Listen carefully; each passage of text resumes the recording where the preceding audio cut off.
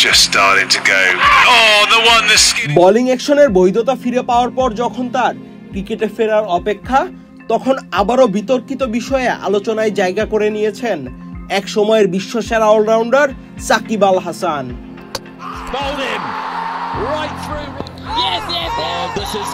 গতকাল নিজের ফেসবুক পেজে একটি ভিডিও শেয়ার করেন এই বাঁহাতি অলরাউন্ডার, যেখানে একটি বেটিং সাইটের বিজ্ঞাপনে অংশ নিতে দেখা গেছে তাকে। একে তো প্রকাশ্যে জুয়ার সাইটের বিজ্ঞাপন, তার উপর মানুষকে বেটিং এর জন্য আহ্বান করতে দেখা গেছে সাকিবকে, অথচ বাংলাদেশের আইনে যে কোনো ধরনের জুয়া নিষিদ্ধ। এর আগে 2022 সালে একটি বেটিং সাইটের বিজ্ঞাপনে অংশগ্রহণ করে বেশ সমালোচিত হয়েছিলেন সাকিব আল হাসান।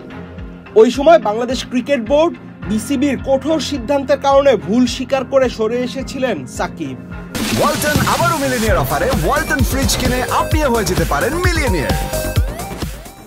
তখন সাকিব আল হাসান ছিলেন বাংলাদেশ ক্রিকেট বোর্ড অর্থাৎ বিসিবির কেন্দ্রীয় চুক্তির একজন ক্রিকেটার। তবে এবছর তিনি কেন্দ্রীয় চুক্তি থেকে বাদ পড়েছেন।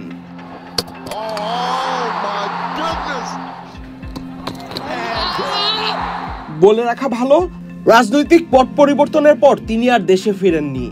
সাকিব দেশে ফিরে ঘরের মাঠ মিরপুর শেরেবাংলা স্টেডিয়াম থেকে টেস্টে অবসর নিতে চাইলেও নানান জটিলতায় তা আর সম্ভব হয়ে ওঠেনি। সবশেষ চ্যাম্পিয়ন্স ট্রফির দলেও জায়গা হয়নি সাকিব আল হাসানের। তাই বিশ্বসেরা অলরাউন্ডার সাকিবের কেরিয়ার নিয়ে তৈরি হয়েছে ধোঁয়াশা।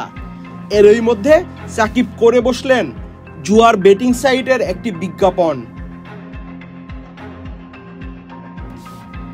আহমেদ শাফি, চ্যানেল আই।